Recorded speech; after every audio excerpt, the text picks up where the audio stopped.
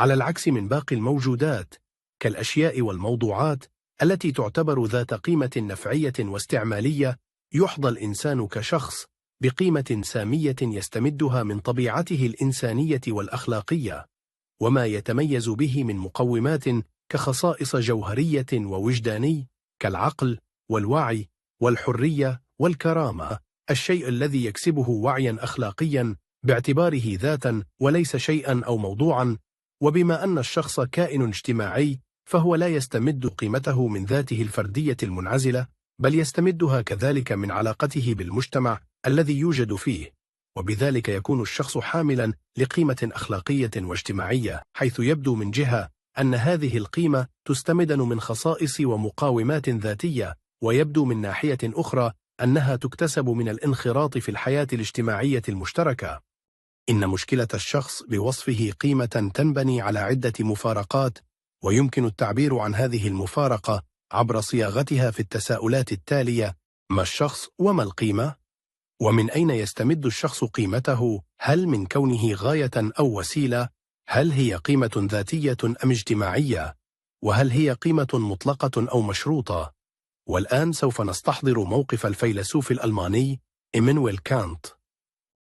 من منظور أخلاقي، أرى بأن الشخص يستمد قيمته من ذاته كذات بعقل أخلاقي عملي، يعامل ذاته والآخرين دائما وأبدا كغاية ولا كوسيلة، ويتصرف وفق ما يمليه عليه صوت الواجب الإنساني، ويتمتع بكرامة لا تقبل التسعير.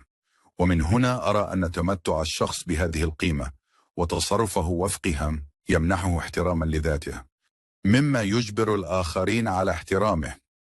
أنطلق في بناء هذا الموقف من المقارنة بين الأشياء والموضوعات كونها موجودات غير عاقلة، ومن الأشخاص كموجودات عاقلة، وأرى أن قيمة الأشياء قيمة نسبية مشروطة ويمكن استخدامها كوسائل، بينما قيمة الأشخاص قيمة مطلقة غير مشروطة لا يمكن بأي حال من الأحوال استخدامها كوسيلة.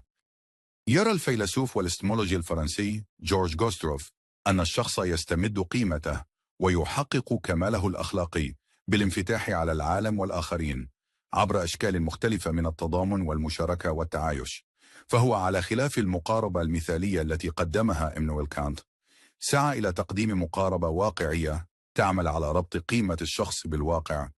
أرى أن الوجود الأخلاقي للشخص لا يمكن في أن يتحقق في مجال الوجود الفردي المنغلق على الذات والمعزول عن المجتمع، بل الوجود الأخلاقي للشخص يتحقق داخل مجال وجود مشرك منفتح على العالم والآخرين. ومن هنا فالشخص يستمد قيمته من أشكال التضامن الإنساني والمشاركة الاجتماعية، لتكون بذلك الأخلاق الملموسة هي التي تجعل الشخص يخرج من ذاته لاتجاه العالم والآخرين. ومن هنا نستنتج أن قيمة الشخص تنبع من خارج الذات، أي أنها قيمة اجتماعية أخلاقية مشروطة بالمشاركة مع الآخرين في إطار الحياة الاجتماعية كمجال للتعبير عن الأخلاق الفعلية.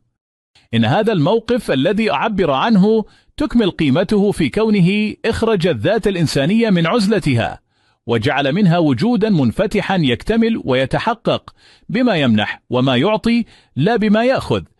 كما يرى الفيلسوف الأمريكي توم ريغان أن الشخص يستمد قيمته من كونه يستشعر حياته، وحياته ملك له، لا يحق الآخرين إلحاق الأذى أو المس بها، وهذا ما يعني أن قيمة الشخص قيمة أصلية. انطلق في بناء هذا الموقف من اعتبار المعيار الأخلاقي لموقف إيمانويل كانت غير كافي، وأنه معيار إقسائي لا يشمل مختلفة أوضاع الكائن البشري. وحجتي في ذلك هي أننا ملزمون باحترام القيمة المطلقة للكائنات البشرية الغير العاقلة، مثل الأطفال، حديث الولادة والمجانين، والأشخاص في حالة الغيبوبة. وعليه فإن الخاصية المشتركة بين الكائنات البشرية ليست هي العقل، كونها كائنات تستشعر حياتها ووجودها، وبهذا تكون كل الكائنات البشرية متساوية من حيث القيمة، وكلها جديرة بالتقدير والاحترام. كما أن قيمة الشخص من هذا المنظور لا تتوقف على نظرة الغير إليه أو حكمه عليه بالمعيار الأخلاقي أو غيره،